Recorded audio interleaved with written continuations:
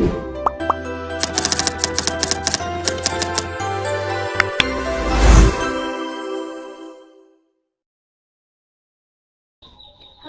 Assalamualaikum warahmatullahi wabarakatuh. Perkenalkan, nama saya Alivia Nur Jayanti dari kelas 12 IPS 3 nomor absen 4. Di sini saya akan menyampaikan materi tentang strategi pemberdayaan komunitas berbasis kearifan lokal.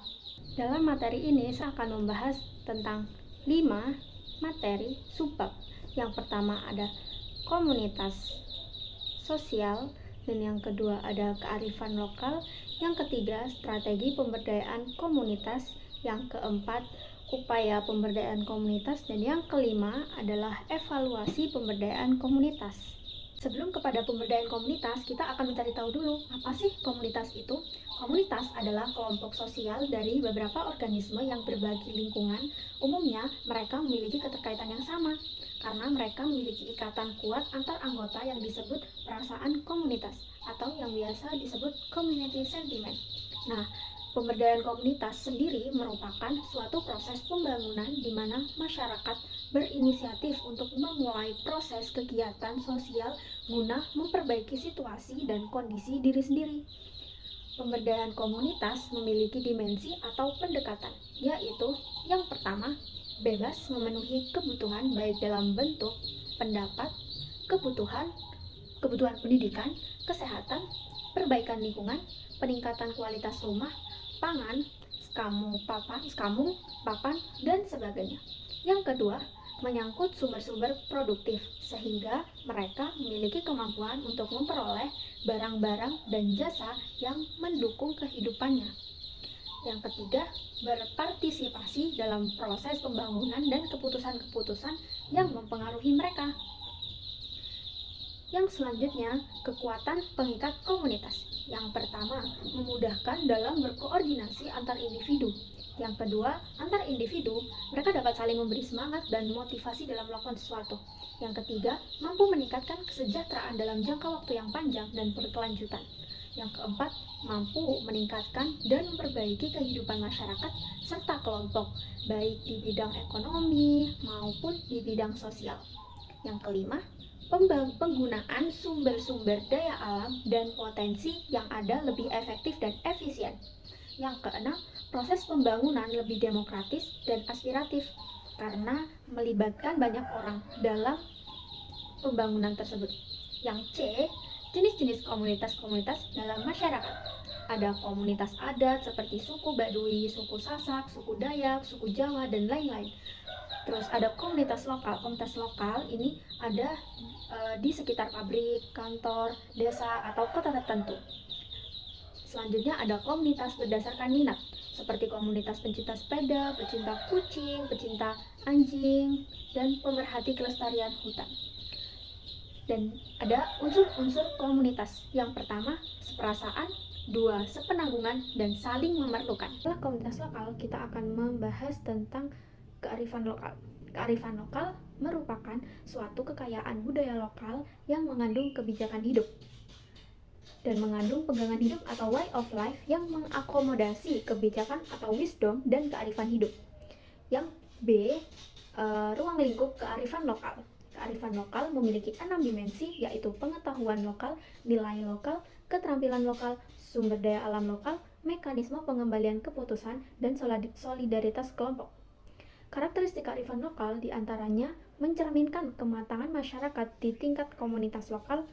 Kearifan lokal juga bersifat komunal dan mencangkup pengetahuan komunitas yang terakumulasi selama beberapa generasi dalam bentuk. Kearifan lokal juga bersifat dinamis dan responsif. Dan yang terakhir ada kearifan lokal dan pengaruh globalisasi. Globalisasi dapat berdampak positif terhadap upaya pemberdayaan komunitas lokal, yaitu meningkatkan teknologi modern dalam masyarakat.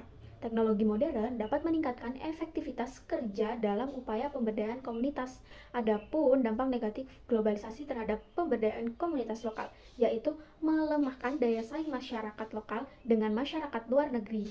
Kearifan lokal di suatu daerah dapat menjadi solusi dalam menghadapi pesatnya globalisasi dan harus memenuhi beberapa kriteria: mampu bertahan terhadap budaya luar, memiliki kemampuan mengakomodasi unsur-unsur budaya luar, mempunyai kemampuan mengintegrasi mengintegrasikan unsur budaya luar ke dalam budaya asli dan mampu memberi arah pada perkembangan budaya. Selanjutnya ada strategi pemberdayaan komunitas di tengah pengaruh globalisasi, meliputi yang pertama ada inisiator pemberdayaan komunitas.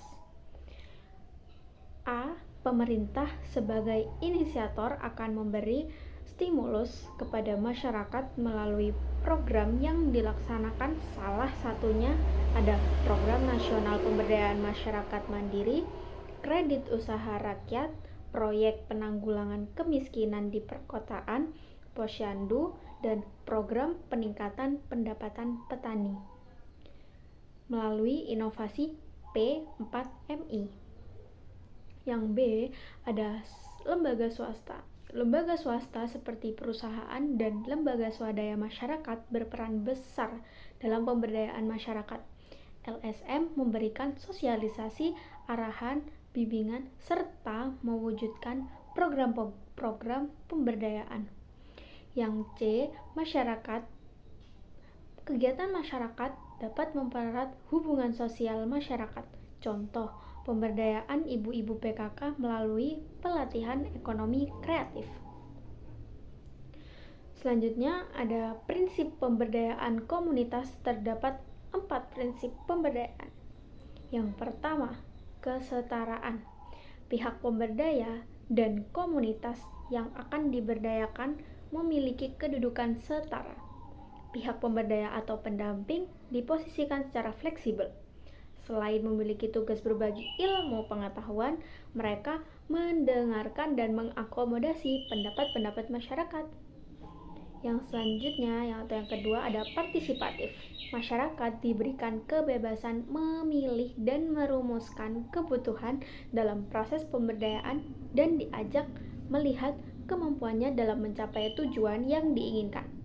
Yang ketiga ada keswadayaan. Proses menghargai kemampuan masyarakat dalam upaya pemberdayaan dengan mengedepankan kemampuan masyarakat. Yang keempat, berkelanjutan. Meski proses pemberdayaan selesai, program pemberdayaan dapat dilanjutkan dan dikelola masyarakat secara mandiri dalam jangka waktu panjang. Yang ketiga, ada strategi pelaksanaan pemberdayaan komunitas. A. Mempertimbangkan potensi masyarakat fasilitator pihak pemberdaya komunitas. Hendaknya menghargai segala potensi yang dimiliki komunitas. B. Memberikan pendampingan secara berkelompok, karena pelaksanaan pemberdayaan komunitas akan lebih efektif jika dilakukan secara berkelompok dan bisa mempertimbangkan efisiensi serta keterbatasan waktu dan juga biaya. C. Memberikan pelatihan khusus. Pihak pemberdaya perlu mengakomodasi usulan anggota masyarakat yang meminta dilakukan pelatihan tertentu di luar program pemberdayaan. Hal tersebut membuktikan bahwa masyarakat mampu menganalisis hal-hal yang sebenarnya diinginkan. Contoh, dalam latihan kekayaan pemuda Karang Taruna, terdapat beberapa pemuda yang menginginkan diberi pelatihan pembuatan kerajinan tangan. Yang D.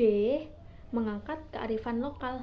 Contoh, masyarakat suku laut di perairan Riau memiliki kearifan lokal berupa larangan mengambil hasil laut secara berlebih. Bagi pemerintah atau pihak swasta yang ingin melakukan pemberdayaan dapat memanfaatkan kearifan lokal tersebut sebagai pijakan menyusun program. Contoh, mengajarkan masyarakat perairan Laut Riau membuat dan mengelola tambak ikan. Yang terakhir ada memberikan bantuan sarana kepada komunitas. Keempat, ada melaksanakan pemberdayaan secara bertahap-tahapan. Dan tahapan tersebut ada dibagi menjadi 3, ada perencanaan, pelaksanaan, serta evaluasi. Yang selanjutnya ada upaya mengatasi permasalahan sosial berdasarkan kearifan lokal. Pertama ada upaya mengatasi permasalahan sosial berdasarkan kearifan lokal. Yang pertama ada upaya mengatasi kenakalan remaja berdasarkan kearifan lokal. Adanya kenakalan remaja dapat dikarenakan pengaruh globalisasi. Karena itu, perlu adanya upaya untuk mengatasi masalah tersebut dengan berbasis kearifan lokal pastinya. Secara umum, kenakalan remaja dapat diatasi melalui tindakan preventif. Menurut Kartono, tahun 2013, tindakan preventif yang dapat dilakukan untuk mengatasi kenakalan remaja adalah A. Meningkatkan kesejahteraan keluarga, B. Memperbaiki kondisi lingkungan, C. Mendirikan klinik bimbingan psikologis dan edukatif untuk membantu remaja, D. Membentuk badan kesejahteraan anak, E. Mendirikan sekolah untuk remaja yang kurang mampu, F. Mendirikan tempat latihan untuk menyalurkan kreativitas para remaja, G. Menyelenggarakan bimbingan dan diskusi kelompok, serta menyediakan tempat rekreasi yang sehat untuk para remaja.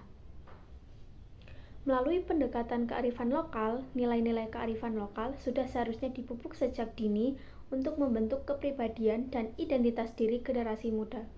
Dapat dijadikan sebagai filter dalam menghadapi globalisasi sehingga tidak terpengaruh oleh budaya luar.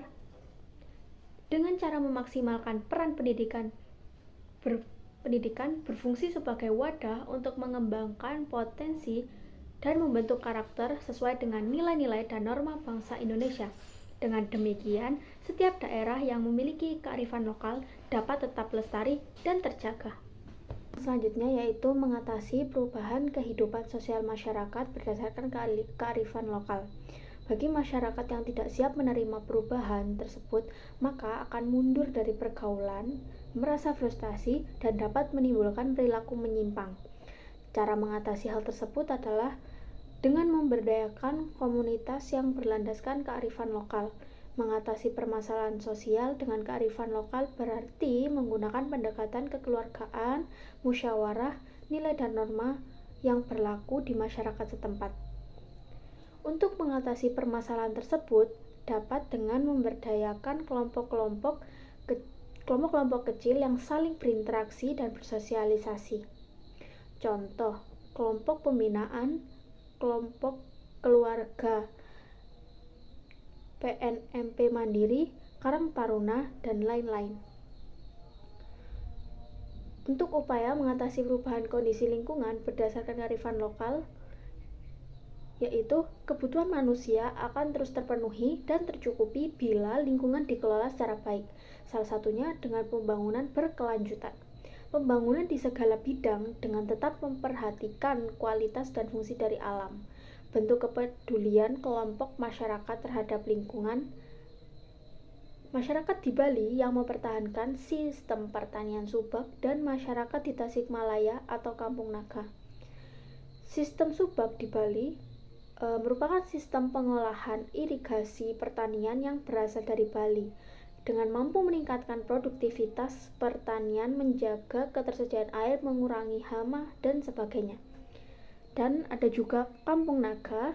Masyarakat di kampung ini jauh dari keramaian kota dan tidak mau terpengaruh dengan kehidupan luar. Contoh, masyarakat tidak mau menggunakan sepeda motor, televisi, handphone, dan peralatan elektronik lainnya. Yang terakhir adalah evaluasi pemberdayaan komunitas. Kata evaluasi dalam kehidupan sehari-hari sering diartikan sebagai padanan istilah dari penilaian, yaitu suatu tindakan pengambilan keputusan untuk menilai suatu objek, keadaan, peristiwa, atau kegiatan tertentu yang sedang diamati. Hornby dan Panwell tahun 1972. Pokok-pokok pengertian tentang evaluasi. Yang pertama, evaluasi adalah kegiatan pengamatan dan analisis terhadap suatu keadaan, peristiwa, gejala alam, atau sesuatu objek. Yang kedua, membandingkan segala sesuatu yang kita amati. Yang ketiga, melakukan penilaian atas segala sesuatu yang diamati berdasarkan hasil perbandingan atau pengukuran yang dilakukan. Kegiatan evaluasi selalu mencakup kegiatan berikut. Pertama, observasi. Kedua, bandingkan antara hasil pengamatan. Ketiga, pengambilan keputusan atau penilaian atas objek yang diamati. Kegiatan evaluasi merupakan kegiatan yang terencana dan sistematis yang meliputi hal-hal berikut. A. Pengamatan untuk pengumpulan data atau fakta. B. Penggunaan pedoman yang telah ditetapkan. C. Pengukuran atau membandingkan hasil pengamatan dengan pedoman yang sudah diterapkan. D. Penilaian dan pengambilan keputusan. Evaluasi haruslah objektif dalam arti harus dilakukan berdasarkan data atau fakta. Setelah pengertian dari evaluasi, yang selanjutnya adalah ragam evaluasi dan aksi pemberdayaan komunitas. 1. Evaluasi formatif dan evaluasi sumatif. Evaluasi formatif adalah evaluasi yang dilaksanakan terhadap program atau kegiatan yang telah dirumuskan sebelum program atau kegiatan itu sendiri dilaksanakan. Sedangkan evaluasi sumatif merupakan kegiatan evaluasi yang dilakukan setelah program selesai dilaksanakan. Yang kedua, ongoing evaluation dan ex post evaluation. Ongoing evaluation adalah evaluasi yang dilaksanakan pada saat program atau kegiatan itu masih sedang dilaksanakan, yang dimaksudkan untuk mengetahui ada atau tidaknya penyimpangan pelaksanaan kegiatan dibanding program atau rencana yang telah ditetapkan. Sedangkan ex post evaluation sebenarnya sama dengan evaluasi sumatif, yaitu evaluasi yang dilaksanakan pada saat program telah usai atau kegiatan yang direncanakan telah selesai dikerjakan. Yang ketiga, evaluasi intern dan extern ditinjau dari pelaksanaan kegiatan evaluasi. Kegiatan evaluasi ini dibedakan antara intern dan extern. Pada evaluasi intern, pengambilan inisiatif diadakannya evaluasi maupun pelaksanaan kegiatan evaluasi adalah orang-orang atau aparat yang terlibat langsung dengan program yang bersangkutan. Sementara itu, evaluasi ekstern adalah evaluasi yang dilaksanakan oleh pihak luar, di luar pemilik organisasi pelaksana program. Meskipun inisiatif dilakukan evaluasi mampu muncul dari kalangan orang luar atau justru diminta oleh organisasi pemilik pelaksana program yang bersangkutan.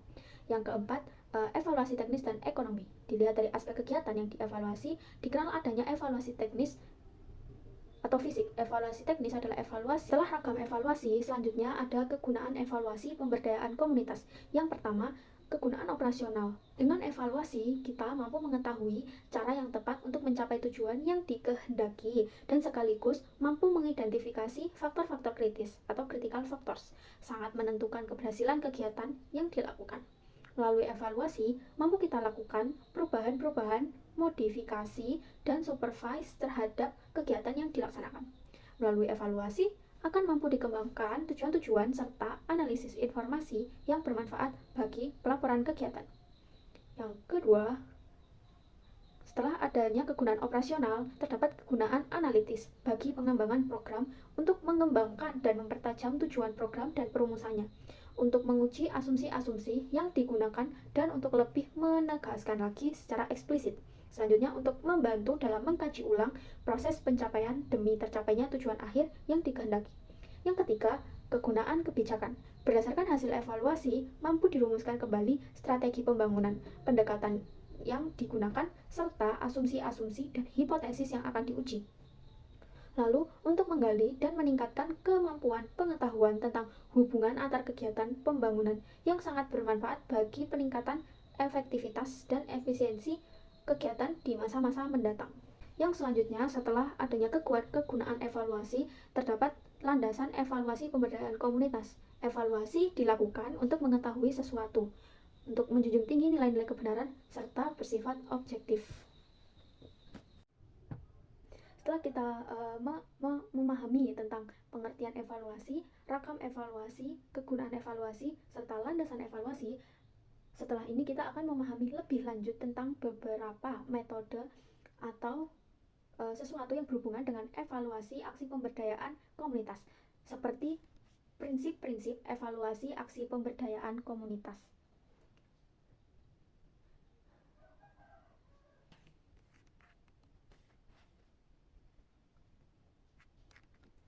Seperti yang pertama, prinsip-prinsip evaluasi aksi pemberdayaan komunitas.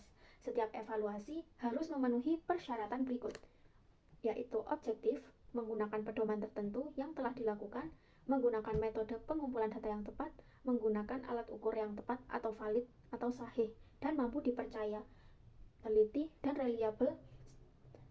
Setiap evaluasi harus menggunakan alat ukur yang berbeda untuk mengukur tujuan evaluasi yang berbeda pula. Evaluasi harus dinyatakan dalam bentuk data kuantitatif dan uraian kualitatif. Evaluasi harus efektif dan efisien. Yang kedua, kualifikasi evaluasi aksi pemberdayaan komunitas.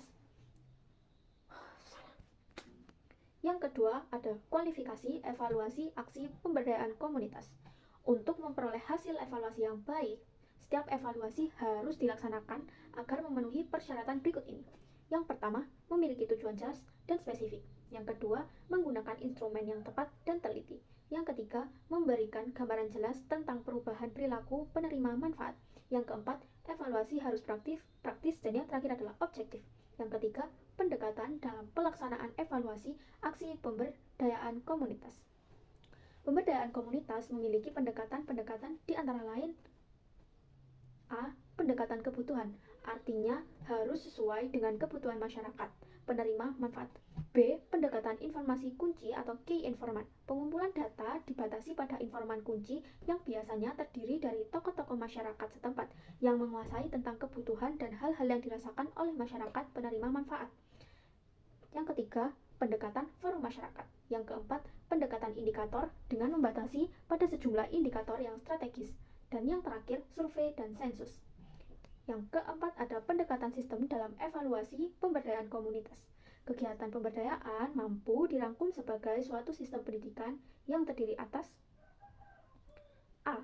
Raw input atau bahan baku yang berupa penerima manfaat titik atau masyarakat yang menjadi penerima manfaat pemberdayaan. B. Instrumen input atau perlengkapan yang berupa fasilitator, materi pemberdayaan, metode pemberdayaan, dan keadaan kegiatan pemberdayaan. C. Environment input atau lingkungan sosial, ekonomi, budaya, asal masyarakat yang menjadi penerima manfaat pemberdayaan. D. Proses pemberdayaan itu sendiri. E. Atau yang terakhir, output atau hasil pemberdayaan yang berupa hasil langsung dan hasil akhir atau peningkatan produktivitas dan kesejahteraan masyarakat penerima manfaat. Oleh karenanya, diperlukan adanya evaluasi yang diarahkan untuk mengevaluasi keseluruhan unsur dari sistem pemberdayaan itu, seperti evaluasi kebijaksanaan program, evaluasi proses belajar mengajar, evaluasi logistik yang diperlukan, serta evaluasi sistem pengawasan. Yang kelima, ada pendekatan dalam pelaksanaan pemantauan aksi pemberdayaan komunitas. Yang pertama, pendekatan kebutuhan, artinya harus sesuai dengan kebutuhan masyarakat penerima manfaat. Yang kedua, pendekatan informan kunci. Pengumpulan data dibatasi pada informan kunci yang biasanya terdiri dari tokoh masyarakat setempat yang menguasai tentang kebutuhan dan hal-hal yang dirasakan oleh masyarakat penerima manfaat. C. Atau yang ketiga, pendekatan forum masyarakat. Yang keempat, pendekatan indikator dengan membatasi jumlah pada sejumlah indikator yang strategis. Yang terakhir, survei dan sensus. Yang keenam, ada pendekatan dalam evaluasi dampak program aksi pemberdayaan komunitas. Ada beberapa pendekatan dalam evaluasi dampak program aksi pemberdayaan komunitas, yaitu yang pertama, pelaksanaan evaluasi terhadap dampak program bertujuan untuk menilai seberapa jauh tingkat efektivitas program dan dampaknya terhadap masyarakat penerima manfaat, baik yang terlibat langsung ataupun tidak terlibat langsung dalam program tersebut. Yang kedua, ada pendekatan eksperimental dengan merancang kegiatan evaluasi sebagai suatu riset eksperimental.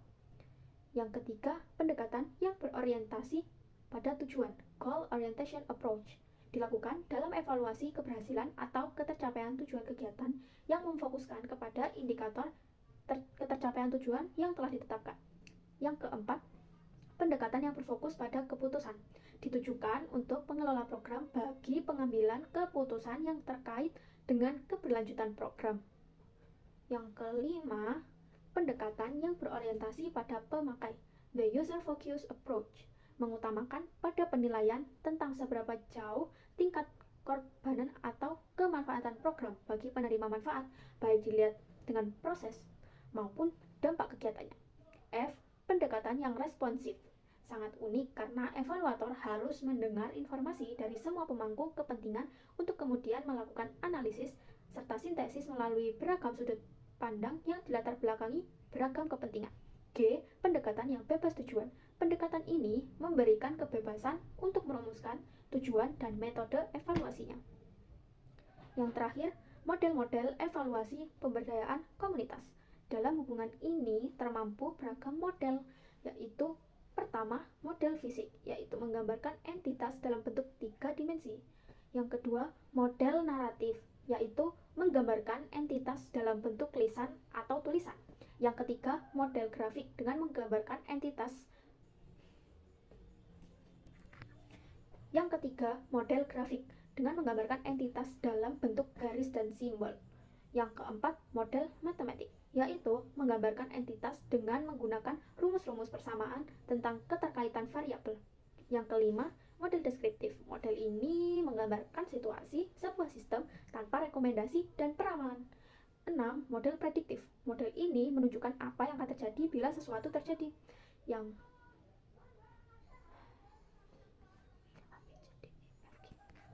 ketujuh, model normatif. Model ini menyediakan jawaban terbaik terhadap satu persoalan. Model ini memberi rekomendasi tindakan-tindakan yang perlu diambil.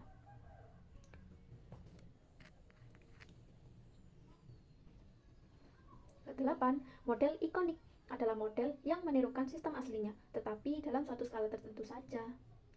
Yang kesembilan, model analog adalah suatu model yang menirukan sistem aslinya dengan hanya mengambil beberapa karakteristik utama dan menggambarkannya dengan benda atau sistem lain secara analog. Yang ke-10, model simbiolis, suatu model yang menggambarkan sistem yang ditinjau dengan simbol, biasanya dengan simbol-simbol matematis dan lain-lain. Itu tadi sedikit penjelasan dari saya tentang materi strategi pemberdayaan komunitas berbasis kearifan lokal. Jika ada kurang lebihnya, saya mohon maaf. Wassalamualaikum warahmatullahi wabarakatuh. Bye-bye.